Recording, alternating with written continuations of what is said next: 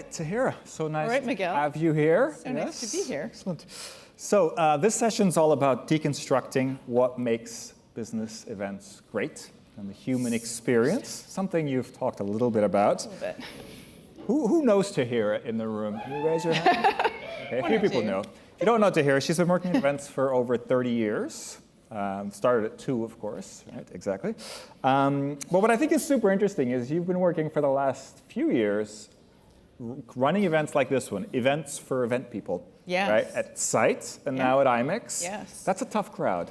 So yeah, you guys we hear you, right?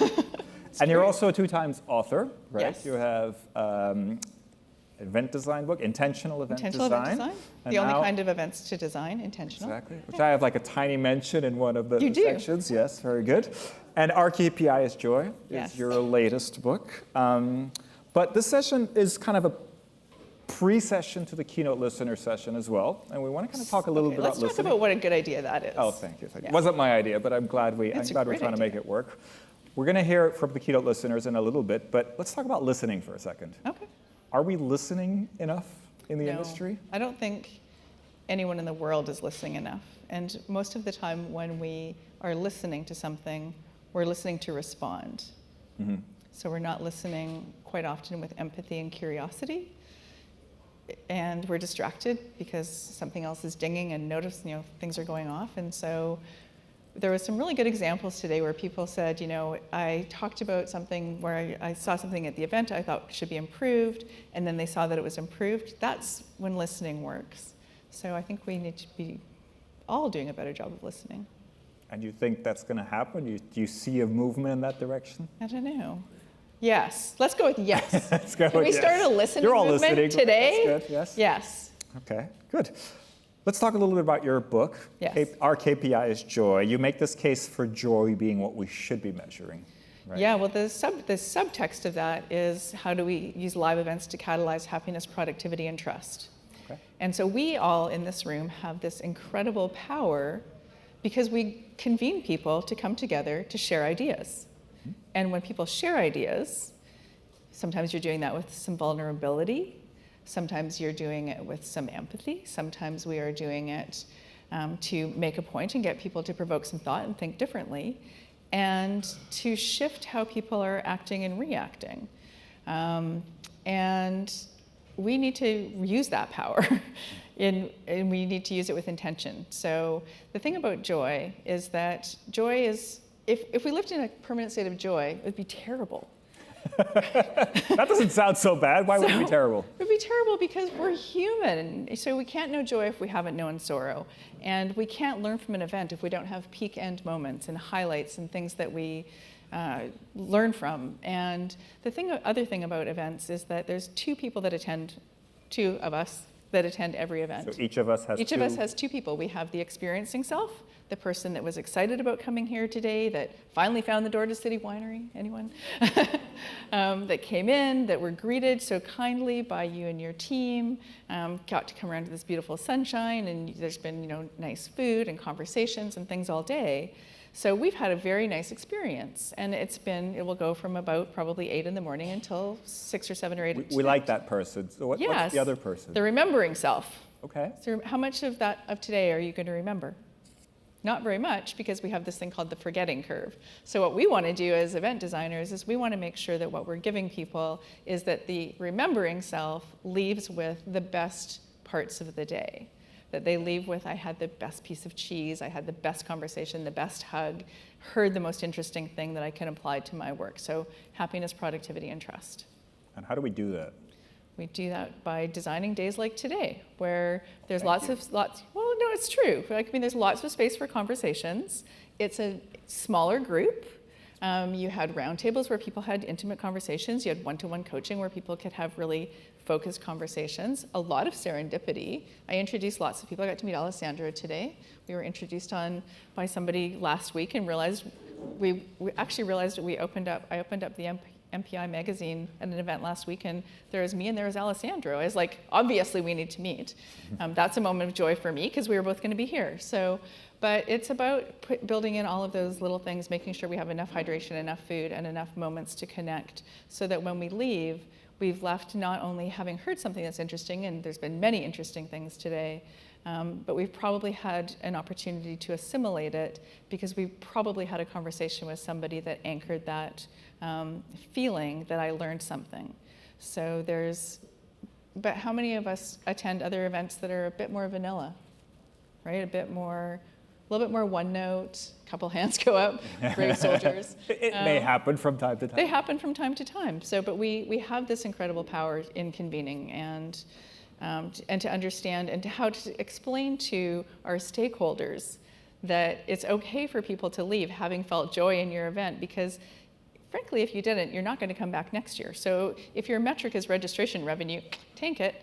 But you can, right? But you can build it. It's kind of important, though, registration revenue. Registration revenue is very important, but the easiest way to get registration revenue is to take a model, where is Monique still here with Ted, where you're mostly sold out before people leave the year before because they had so many good experiences. Yep. Anybody else have events that are sold out before people leave for the next year? I mean, it's a hard thing to do. Yeah. You know, I work at one of the biggest events in the world, and it's not the same people that come. A lot of the same people come because it's a place of joy. Absolutely. The thousands of TED videos online may help with that as well, and the image of the event, etc. Yes, yes, absolutely. You talked about peak end moments. Yes. Can you just define what those are and how do we create those? Yeah, so basically everything needs to, okay, so I'm going to equate it to a fairy tale. Little Red Riding Hood. Everybody's familiar with Little Red Riding Hood? Little Red Riding Hood, she's got to make some muffins for Grandma because Grandma doesn't feel good. Great, she makes the muffins, she goes through the woods, she drops the muffins off, she gives Grandma a hug, she goes home, nothing happens. No peak end moments. Yep. So you need to create something where there is a sense of anticipation, a sense of interest, a little sense of openness or vulnerability. Sometimes that's through fear. That's not always the best way in events, but something that creates a sense of something's going to happen. And when you finish today's, you're finishing with your keynote listeners. That's a great end moment because now we're taking all the things we heard all day and reinforcing them. It's actually kind of a genius ending. My other favorite genius ending I ever did was at my last Site Global event. We created a pub on the stage. And so the host from the destination and the president of this, they came out and they were in their aprons. We had a bar set up, and we invited up our key sponsors. We found stories from people that we didn't yet know from the people who were the participants. We had them come up and tell their stories. We had Greg Offner playing the piano. Everybody had a big sing-along, and that was our closing session. Massive, great end moment. Well, I hope the keynote listeners can live up to that to some ways. But that sounds tough to beat. I like the sound of that. You mentioned, I think, also embracing kind of failure and imperfection. Why is that important? Well, because if everything was always perfect, life, again, would be on that, peak all the time. Humans are human. And so as much as we don't like failing at things, and we certainly don't always like admitting failure or apologizing for things, the reality is those are the things that we all grow from. Mm-hmm. But the great thing about events is because we don't like those as humans, we don't want to have those moments at work. But if we can create places in events to try things, and that could be some of the things we saw at C2, So it's like when Anik talked this morning, she showed the pictures of the people going up and having a meeting 32 feet in the air. Well, what do you do when you're 32 feet in the air? You focus on the people right across from you. That's all you're focused on. You don't look down. You don't look down. And they put a mirror down there, too, by the way, so you don't look down. But that's the moments where you have those different kinds of conversations. And, if you can create spaces where people can try, when we do things like Lego Serious Play, where you're building in storytelling, when we do things where you sit down and when you try to face a challenge in a simulation at an event, mm-hmm. and you can succeed or learn in that space and then take those learnings back to work, now you're going to be more successful at work because you've had that practice at failing in a safe environment. And that is a much nicer place to try out an idea than events in front of your boss. Risky to do these, to try and fail, right? Sticking with that point a little bit, in our teams, in our companies that are running events, how do we make it so that our teams can fail or at least have positive conversations around failure? Because you said it's hard at work to admit to failure or to say that, that didn't work. How do we make it easier for us to have those conversations? I think sometimes we need to recognize, so one of my first bosses, she was always angry.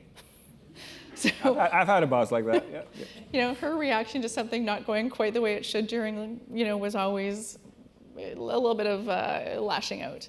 So I learned in my very first job that it was actually much nicer to just say a lot of please and thank you. Bake cookies for the technical crew. They always, if they saw my name on a case, they wanted to go work on that show. It was really good. But that's a good tip. I like that. We'll put that in the notes afterwards. It is a good tip. But it's when something goes wrong, and something will go wrong, if you can surround yourself with people who will find the solution. There was many times we'd come on site and they'd be like, oh, the backdrop's missing a panel. Oh, but it's okay because we've already come up with the solution. Here's the 2 things we could do. So it didn't match my original vision, but I'd already set the stage for people to come with a solution-minded orientation. Mm-hmm. And then when things really go wrong, and I've been at the top of Whistler Mountain and there is a lightning storm, which means you can't leave the mountain on a gondola unless there is 30 minutes clear with no lightning within 30 kilometers of you. Tell that to your client, that's fun. Good information to have if you ever do an event. Right, but it's just those kinds of things, when you have a client who's ready to work with you, and the whole mountain rallied. I mean, it was pretty insane. But we have to be able to have open conversations when things go wrong, because things will go wrong in events. And with our team, you can't set up a place of blame. You have to set up a place of solution-minded orientations. And that's a very intentional choice to make. Yep, good. You have a little show coming up in a few weeks that I think a lot of people in the audience. I know, I saw the hands. Yes. Yay. Could you, are there specific moments of joy that you have planned? Could you pick out one that you think is something that we should know about? I could not pick out just one. Is Dave Stevens still in the room? There's Dave. He's doing some push-ups in the back just to keep it. Let's not talk about that. So last year, that's not a moment of joy for me, was also a moment of challenge for me. When last year Dave had a push-up challenge, and in 20 minutes, about 12 of us did 210 push-ups. I have not done a push-up since last year. You learned your lesson. Right? Something that we really focus on at IMEX is balancing personal and professional education.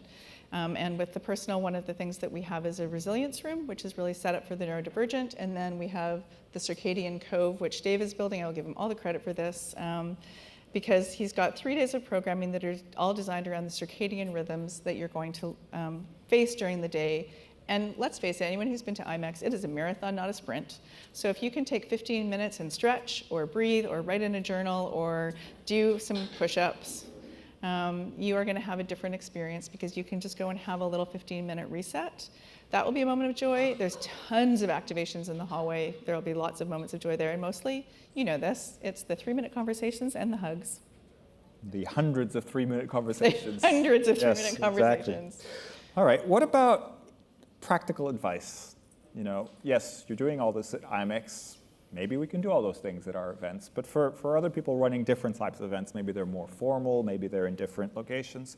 What's like one piece of practical advice you can give to add joy to our events? So just really think about the participants who are coming. So can I tell you a little story? Of course. Okay. So I have a very good friend who in 2017, she's my sister friend, and we lost her daughter. And she was in her 20s, and last year she started a grief camp. So she had 38 parents who came to a grief camp, and for 3 days. And it was very intense, it was quite heavy, and she had a foundation that supported them, and that foundation gave her 10 years of funding so that any parent who needed to attend could. And so they just did it this year. She bought my book, which is weird. She owns a moving company. She's not an event planner. And they did it last weekend, and she sent me some pictures from it. And she sent me a note that one of the participants said, last year was really great, but it felt really heavy. And this year felt like we had a lot of moments of joy. Thank you for that. And she then said, I think it's because of that book that I read. So there's so many examples of ways that we can think about the human experience and the people who are coming to our events and what's going to matter to them. And they did things like ice cream breaks and yoga, and they did craft making, and they had quiet time and they had journaling time, and it was very focused on that. But just think about your audience. I mean, that's the thing. So think about your audience and what's going to matter for them, and think beyond just the logistics. Mm-hmm. Think about the holes in between, the cracks in between the logistics, and how you can make those the best part of the experience. Wow, great story. I think if that event can have moments of joy, then I think we're on the right track. Yeah. Tahira, thank you for sharing that with us. Thank you.